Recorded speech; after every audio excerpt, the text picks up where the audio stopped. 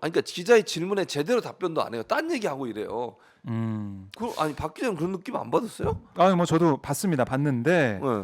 그러니까 오늘 첫 질문이 그거죠. 이렇게 지지했던 사람들까지 윤 대통령 지지를 처리하고 있는 상황이 됐는데 어떤 게 주요 원인인지 뭐 세 가지 정도로 꼽아달라. 세 가지는 말할 수 꼽아달라 없고 했는데 말하지 않고 딴 얘기했잖아요. 그렇네. 결국에는 그거 다른 얘기를 했다. 뭐냐고요. 그리고 그 질문뿐만 아니에요. 네. 질문의 대부분에 보면 질문의 핵심의 내용은 자꾸 얘기 안 하고 딴 얘기를 자꾸 하셔요. 다른 얘기를 하면서 논점을 피해가고 있다 이런 말씀하고 논점을 계신데 피해가기도 하고 네. 실제 그 질문을 통해서 듣고 싶었던 그 기자들의 질문에는 속 시원하게 대답을 한 게 없어요. 그리고 추가 질문 기회도 안 줘. 그렇죠. 시간 없다고. 아니요, 시간도 그래. 지난 문재인 대통령 기억나시죠? 네. 국민과의 대화 얼마나 했습니까? 시간. 거의 음. 제 기억에 2시간 정도 하지 않았어요? 1시간에 1시간 반, 2시간 네, 정도? 100분 뭐 이렇게 그렇게 했잖아요. 했던 기억이 오늘 되는데. 40분 했어요. 다 합쳐서 본인 말하는 것 기자 질문까지 40분. 거기에다가 뭐 조금 덤으로 10분인가 더 했어. 50분 했어. 50, 뭐 3분, 4분 뭐 이렇게 얘기하던데 그리고 추가 질문 기회는 줬나요? 안 줬잖아요. 없었죠. 자, 그래서 이제 여론조사 민심을 겸하게 받드는 게 중요하다고 생각한다. 국민의 관점에서 세밀하게 따져보겠다. 휴가를 계기로 지금부터 다시 되짚어 보면서 조직과 정책과 과제들이 구현되는 과정에 어떤 문제가 있었는지 면밀하게 짚어보겠다. 지금부터 본다고요? 지금부터 휴가 이제 때는 왜 안 보겠다. 했어요? 휴가 때는 휴가 때도 이제 놀았어요? 보고 있다는 것 같아요. 놀았죠. 휴가인데 대통령실에서 얘기했잖아요. 일 안 한다고 휴가 때는 그래서 일을 안 했군요. 휴식을 취한다 이런 얘기를 한 건데 음. 아니 그러니까 그런 거죠. 지금 여러 가지 지적이 있었지만 이제 들여다보고 세세하게 따져보겠다. 이렇게 이것도 이제 미래형으로 얘기를 한 부분이 있고 그리고 앞선 뭐 이 어떤 개선 방안이냐 이런 얘기를 했더니 네. 지금부터 챙기고 검증하겠다. 지금부터? 인사쇄신은 민생을 받들기 위해서 하는 것이지 국명 전환이나 지지율 반등 같은 정치적 목적으로 해서는 안 된다. 자, 이게 큰 문제예요. 이걸 다시 한번 강조했습니다. 그게 큰 문제라니까? 어떤 문제인가요? 자, 보세요. 네. 민심과 그다음에 여론조사와 민심을 동일하게 생각 안 하는 거예요 지금. 그 말은 잘 다시 읽어보세요.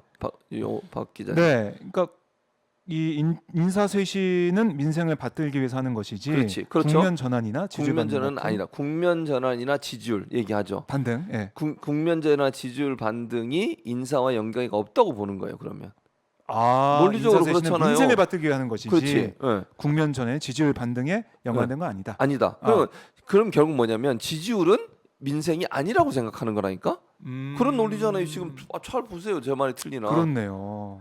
그냥 웃기는 거지. 지지율을 우습게 하는 거야. 그러니까 원래부터 지지율에 대해서 연연하지 않잖아요. 이 보스태핑에서 얘기했죠. 지지율 연연 안 해. 네. 지지율이 떨어져도 이게 민심이라고 생각을 안 해. 그러니까 안 바꿔. 안 자기가 바꾼다. 판단이 돼야 돼. 네. 내가 판단할 때 이건 문제가 있네. 민심하고 본인 생각을 헷갈리고 계시는 거예요 지금.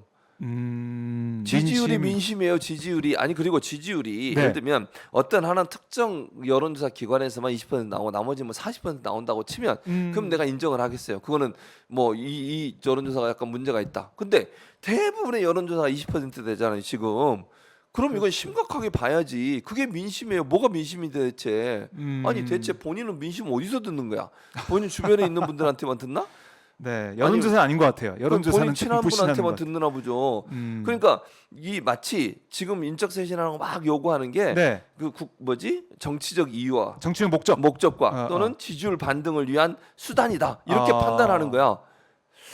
그래서 인사 쇄신, 인적 쇄신 안 이게 하겠다는 거지. 안 하겠다. 지금 당장 제가 급한 게 잠깐 아니다. 사라지겠습니다. 열받아서 다시 나타나겠습니다. 아니 이게 뭐냐고요 대체. 안 하겠다는 거예요. 뭐 이게 하겠다는 소리야? 안 하겠다는 소리지? 안 하겠다 결국에는. 그거는 그러니까 인적 쇄신하는 것은 결국 뒤에 방점이 붙어 있는 거잖아. 정치적 그렇죠. 목적이나 예. 지지율 반등을 위해서 하는 건데 남들은 그렇게 했을지 모르지만 나는 민심만 받들겠습니다. 근데 그게 웃기는 건 네. 자기가 착각하고 있는 거야. 이게 민심이야 결국 지지율이. 근데 지지율을 민심으로 안 보는 여기에 거라니까. 괴리감이 있네요. 이 괴리감이 국민들. 있죠. 그러니까 이게 듣는 통로가 너무 제한돼 있는 거야. 자기 친한 사람한테만 듣나 봐. 나 진짜 이해를 그러니까 못하겠네. 이 여론조사 결과는 뭐 이렇게 낮게 나오지만 내가 듣고 있는 민심, 아니라는 내가 파고 거지. 민심 다르다. 그렇죠. 다르다. 안 바꾸겠다. 그래서 결국은 안 바꾸겠다. 지지율 반등은 정치적 이유다. 이런 거잖아요, 결국은. 네. 자, 그러면 이런 신박한 분석 보셨습니까? 어우, 아무나 하는 게 아니에요, 제가. 역시 최진봉. 여기 와서 역시 만진봉. 출연료도 적은데 네. 역시 돈진봉. 돈 얘기 왜 안 하나 했어요. 또 시작이네 이 사람이. 자, 어쨌든 네, 이렇게 분석을 조근조근 하나하나 분석해주고 계신데, 자, 이런 얘기도 했어요. 이것도 이제 계속 회자가 되고 있는 건데, 예. 이준석 대표가 여러 가지 지적을 하고 있는데, 이제 여당 국민의 내용 상황에 대해서 물어봤더니, 대통령으로서 민생 안전과 국민 안전에 매진하다 보니까 예. 다른 정치인께서 어떤 정치적 발언했는지 챙길 여력도 없고 다른 정치인의 발언에 대해 논평이나 입장을 표시한 적이 없다는 점을 생각해 주시기 바란다. 그 얘기를 듣고 국민들이 얘기했어요. 얼마나 이거는 웃기지 네. 않을까요? 체리 따모 기억하고 그렇지. 있는데. 내부 총질할 문자 보내신 분이 네. 다른 사람에 대해서 평가도 안 하고 관심이 없다. 말이 됩니까? 아니 무슨 그러니까요. 눈 가리고 아웅도 아니고 아니 이게 진짜 무슨 나 진짜 속 터져 죽겠네. 그러니까 이준석 대표가 했던 기자회견 이런 발언, 음. 그러니까 이 XX 저 XX 이렇게 했더는 그렇죠. 여러 가지 얘기가 다 보도가 되고 대서특필이 됐는데 그걸 모른다는 거잖아 지금. 너무 관심도 민생에 없고. 매진해서 못 봤다. 내부 볼 수가 총질을 왜 없었다. 보는 거야? 그럼 내가 물어볼게요. 저거 왜 보내셨는지, 저 문자는 왜 보내셨어요? 모르신다며요. 바로 반박이 되는 관심도 거죠. 없다면서요. 이게 말이 됩니까? 아니 국민들을 무슨 바보로 하는 거 진짜? 네. 국민들이 이 얘기 들으면 얼마나 황당무계하겠어요. 저렇게 구체적으로 개입을 하시잖아. 내부 총질하던 당 대표가 물러나니까 당이 좋아졌습니다. 네. 이렇게 문자까지 보내시는 분이 당 원내대표한테 그것도 지금까지 저런 대통령이 있었습니까? 원내대표가 직접적으로 문자 모르지 뭐 있었을 수도 있지만 공개된 적 있냐고요. 예. 저게 공개가 안 됐으면 또 대통령이 그렇게 얘기하면 아 진짜로 그런가 민생을 보다. 위해서. 근데 저희 공개된 마당에 네. 이제 와서 뭐 민생 때문에 내가 관심도 없다? 무슨 얘기 하는지도 모른다고요? 아, 제가 볼 때는요 그래요. 꼼꼼히 다 찾아볼 겁니다. 이게 휴대전화 가지고 하나 보면서 뭐라고 했구나. 아 이거 어떻게 해야 되지? 제발 부탁인데 제 거는 보지 마시기 바랍니다. 오마이 TV는 보지 마세요. 왜 그러세요? 많이 아니 근데 보셔야죠. 이게 너무 또 자기 비판한다고 나를 억압할까봐 핍박하고. 이게 또 이제 쓴소리를 듣게 되면 이제 그러니까. 국정 전환이 되는 거 아니겠습니까? 근데 쇄신이 보셨잖아요. 내부 총질이 나오는데 쓴소리를 제대로 들으시게 쓴소리하면 핍박과 억압을 하는 거 아니에요? 지금 이준석이 쓴소리하다가 네. 지금 이렇게 내부 총질한다고 당했잖아요. 되고 쫓겨나고. 비대위가 되고 네. 전 대표가 되고 나도 맞아 보시다가 또 아. 최진봉 교수 이런 방송에도 못 나오시는 건가요? 그렇죠. 조심하도록 하겠습니다. 자, 그러니까 이준석 대표 전 대표 입장에서는 참 기가 막힐 일인데 오늘 또 곧바로 똑같이 돌려줬더라고요. 자신은 또 바빠가지고 못 봤다. 윤 대통령 기자회견 못 봤다 이렇게 또 얘기하던데 어쨌든 이게 체리 따봉 이 문자가 다 공개가 됐기 때문에 이 말은 들은 국민들께서는 아 이건 좀 너무했다. 너무했죠. 이런 생각 좀 할 것 같아요. 그렇죠. 그런 생각 안 들겠습니까? 이건요 상식선에 봐도 저런 말을 하시면 안 돼요. 본인가 왜 생각을 못 하시는지 모르겠어. 네. 이렇게 내가 얘기하면 국민이 어떻게 볼까? 어떻게 반응할까? 이거를 잘 생각 안 하시는지. 바로 반박이 가능한데. 너무 웃기잖아요. 아니 관심이 없다. 민생 때문에. 예. 아니 그럼 따봉 보내지를 말든지 그걸 보내놓고 이런 얘기를 해버리면 네. 국민들이 정말 웃기지 않을까요? 아니 그러니까- 난 진짜 좀 이해가 안 돼요. 아니 좀 생각을 조금만 하면 네. 이렇게 얘기하면 안 되겠구나. 예를 들면 뭐 윤석 대표 관련해서는 뭐 할 건데 그 개인적인 여러 가지 의견도 있고 생각도 있지만 여기서 밝히는 게 부적절하고 당내 네. 문제니까 당에서 해결하기 바랍니다라든지 뭐 이렇게 얘기하면 음. 뭐 이해는 할 거 아니에요. 네. 곤란하니까 얘기 안 하려고 하는구나. 근데 민심 때문에 아예 뭐 평가를 안 하고 뭐 관심도 없다 이런 식으로 얘기하면 안 되는 거죠. 민생 안전과 국민 안전에 매진하다 보니 제가 볼 때는 거기 매진한 게 아니고 당 네. 문제에 매진하신 것 같아요. 여러 가지로. 아 그러니까 내부 총질하고 따봉 보내지. 그러니까요. 그 권성동 원내대표와 주고받은 이 문자 메시지가 공개된 마당이라서 그렇죠. 여기에 대한 비판이 계속 나오는 것 같고 또 도어 스태핑 뭐 질문도 있었습니다. 네. 이 답변 논란하고 태도 논란이 있었는데 뭐 신경이 어떠냐, 뭐 계속 할 거냐라는 질문이 있었는데 계속 도어 스태핑 하겠다. 하겠다. 아, 저는 자유민주주의라고 하는 것은 대통령 중심제 국가라고 하면 국민들로부터 날선 비판, 다양한 지적을 받아야 한다고 생각한다. 국민께 만들어진 모습이 아니라 있는 그들의 모습을 보여주는 그런 문화를 만드는 과정이기 때문에 미흡한 점이 개선될 거로 생각을 한다. 이렇게 답변했습니다. 어떻게 보셨습니까? 어처구니 없죠. 어처구니 없다. 아니 문제의 모든 발단이 거기서부터 시작됐어요. 도어 스태핑에서. 대통령의 모습이 이제 다 드러난 거죠. 그렇죠. 그런 답변 태도나 예. 모습이나. 그막 어쩔 땐 또 네. 화도 내시고 약간 예. 언성도 높아지고 왜 그런 질문 하냐 그러고 뭐 무시해버리고 그런 적도 많았잖아요. 도덕적으로 더 낫다 뭐 이런 취지의 얘기도 하고. 그렇죠. 그럼 뭐 전 정부 인사 중에 이렇게 네, 훌륭한 네, 네. 장관 반장했는데 낙마하셨잖아. 그렇죠. 그분이. 낙마를 했죠. 지금 뭡니까 대체? 그러니까 뭐 모르겠어요. 본인이 하시겠다고 하니까 하세요. 뭐 하는 건 자유신데 네. 그게 사실은 모든 문제, 그러니까 초창기 대통령의 지지율을 떨어뜨리는 데 중요한 역할을 했다고 하면 복귀해 볼 필요가 있어요.